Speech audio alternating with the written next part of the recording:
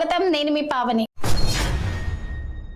దేశీయ stock market లాభాల్లో కొనసాగుతున్నాయి. నిఫ్టీ 24,650కు చేరి ఆల్ టైమ్ హై నమోదు చేసింది. మరోవైపు సెన్సెక్స్ 170కి పైగా పాయింట్లు లాభపడి 80,837 వద్ద ట్రెండ్ అవుతోంది. Coal India, BPCL, Bharti Airtel, Infosys, Tata steel షేర్లు నిఫ్టీ టాప్ గైనర్లుగా ఉన్నాయి. Shriram finance, SBI life, Kotak bank, LNT, Reliance షేర్లు నష్టాల్లో ట్రేడ్ అవుతున్నాయి.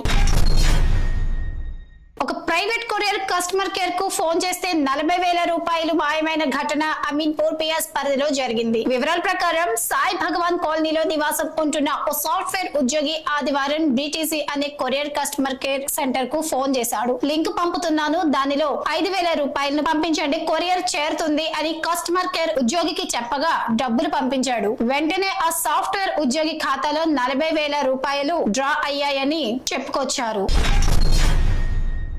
మధ్యమత్తులో జోగ్పేట్ పోలీస్ స్టేషన్ ముందు జాతీయ రహదారిపై మందుబాబులు సోమవారం రాత్రి వీరంగం సృష్టించాడు. అర్ధనగ్నంగా రోడ్డుపై కూర్చొని వాహన రాకపోకలకు అంతరాయం కలిగించాడు. దాదాపు 2 గంటల పాటు పోలీసులకు చుక్కలు చూపించాడు. ఆ వ్యక్తిని పోలీస్ స్టేషన్ కు తీసుకువెళ్లే ప్రయత్నం చేయగా తనను కొందరు నాయకులు ఇబ్బందులకు గురి చేస్తున్నారని పేర్కొన్నాడు. అనంతరం వాళ్ళ కుటుంబ సభ్యులకి ఫోన్ చేసి ఇంటికి పంపించారు.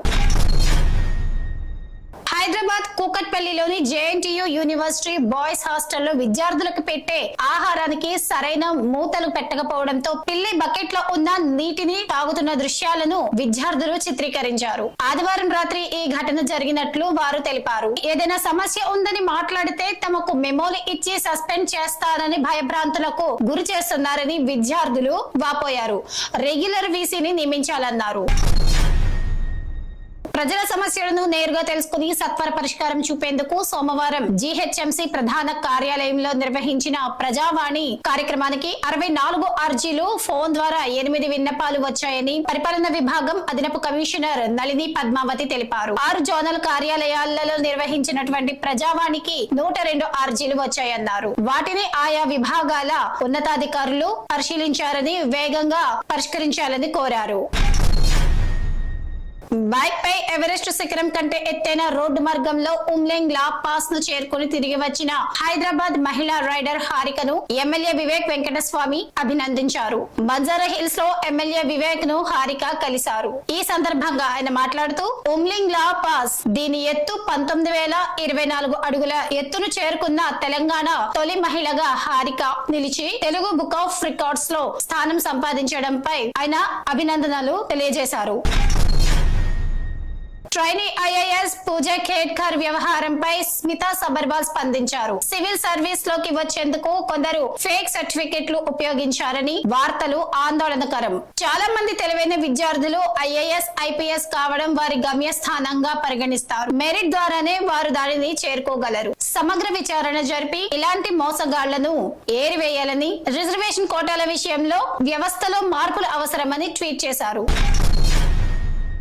తెలంగాణ రాష్ట్రం అంగన్వాడీ సిబ్బందికి రాష్ట్ర ప్రభుత్వం గుడ్ న్యూస్ చెప్పింది. పదవీ విరమణ పొందే అంగన్వాడీ టీచర్లకు 2 లక్షల రూపాయలు, సహాయకులకు 1,00,000 రూపాయలు బెనిఫిట్స్ అందజేస్తామని మంత్రి సీతక్క తెలిపారు. దీనికి సంబంధించిన జీవోను 2 రోజుల్లో ఇస్తామని అమ్మ మాట అంగన్వాడీ బాట కార్యక్రమంలో పాల్గొన్న సందర్భంగా మంత్రి వెల్లడించారు. తెలంగాణను సొంత రాష్ట్రంగా భావించి పనిచేయాలని కలెక్టర్లకు సీఎం రేవంత్ సూచించారు. అన్ని క్షేత్ర స్థాయిలో ప్రజా సమస్యలను తెలుసుకోవాలన్నారు. సచివాలయంలో కలెక్టర్లతో నిర్వహించిన సదస్సులో ఆయన ఈ విధంగా మాట్లాడారు. రాష్ట్ర సంస్కృతిలో భాగస్వామ్యం అయితేనే సరైన సేవలు అందించవచ్చు అని అభిప్రాయపడ్డారు. ప్రజలకు లబ్ధి చేకూరే నిర్ణయాలతో పాటు ఎప్పటికీ గుర్తుండిపోయేలా పనిచేయాలన్నారు.